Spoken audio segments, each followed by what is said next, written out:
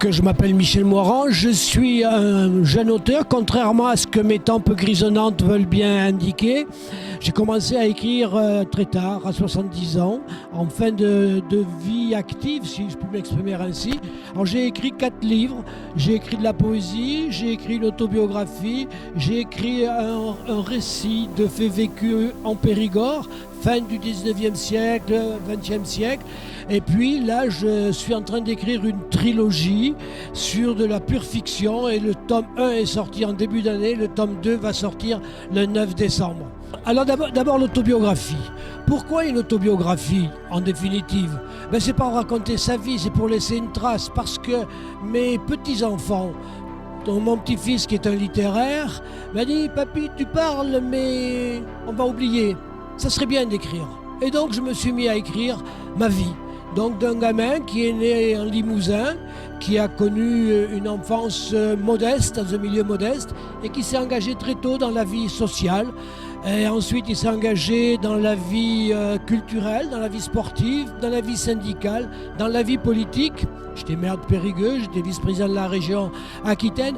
Et avec les péripéties, dans chaque engagement, dans chaque vie que j'ai rencontrée, c'est pas toujours facile. C'est pas facile pour l'acteur que j'étais, mais ce n'est pas facile aussi pour la famille qui est à côté, qui subit souvent les effets un petit peu peau de banane, si je puis m'exprimer ainsi, dans la vie politique notamment. Donc j'ai écrit ça, c'est un livre qui fait 468 pages et qui retrace tout ceci. Ensuite, j'ai écrit un récit. C'est un récit de vie, ça s'appelle Vie brisée. C'est une histoire qui s'est passée en Périgord à la fin du 19e siècle, 20e siècle, et qui s'est terminée en 2007, qui s'est terminée en Moselle en 2007. L'histoire de fille-mère, une fille qui annonce à son papa un soir « Papa, je suis enceinte. Ma fille, tu quitteras la maison demain. Tu pourras revenir ici quand tu seras guéri, mais seul. » Vous entendez bien, les mots, ils sont importants. Nous étions à l'époque où il y avait la tuberculose, donc la tuberculose pouvait cacher bien des choses. Et donc cette fille est partie, et puis elle a mis au monde une petite fille qu'elle appelait Mathilde, et qu'elle a abandonnée. Cette petite fille a été placée en famille d'accueil, et puis ensuite elle a été à 13 ans fille de ferme, où elle a connu des fortunes diverses, et plutôt des mauvaises fortunes que les bonnes fortunes. Mais elle est tombée dans une bonne famille à un moment donné. Et patatrac, à son tour, elle est enceinte. Elle va mettre un petit Maurice au monde en 1929. Ce petit garçon va aller à l'école du village, où on l'appellera Maurice le bâtard. Il va rentrer travailler à la SNCF, où on l'appellera Maurice le Bat. Et puis la guerre éclate, les réfugiés alsaciens viennent en Périgord, comme ils sont venus en Limousin et ailleurs. Et à la fin de la guerre, en 1945, il est très mal en Dordogne, il décide de partir avec eux, de les suivre. Et il va partir. Et il va s'installer à Forbach, où il va vivre célibataire, seul, jusqu'en 2007, date de sa mort. Et à sa mort, pas d'héritier. Le notaire fait son boulot. Et il fait son boulot, il fait des recherches. Et il va découvrir la famille. Et il va l'annoncer. Et là, on découvre, stupeur dans la famille, qu'il y a eu de la famille qu'il ne connaissait pas. Et c'est le récit que je fais de ça.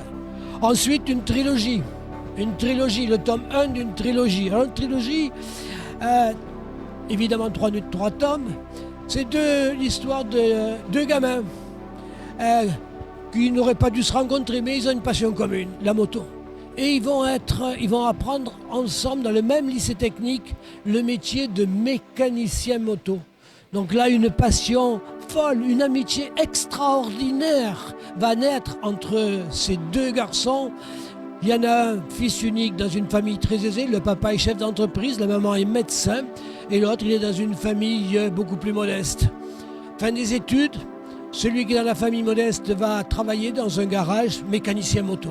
Et l'autre, il continue, il va devenir champion de France dans sa catégorie et il va faire le Dakar. Il fait le Dakar, il n'a pas de résultat extraordinaire.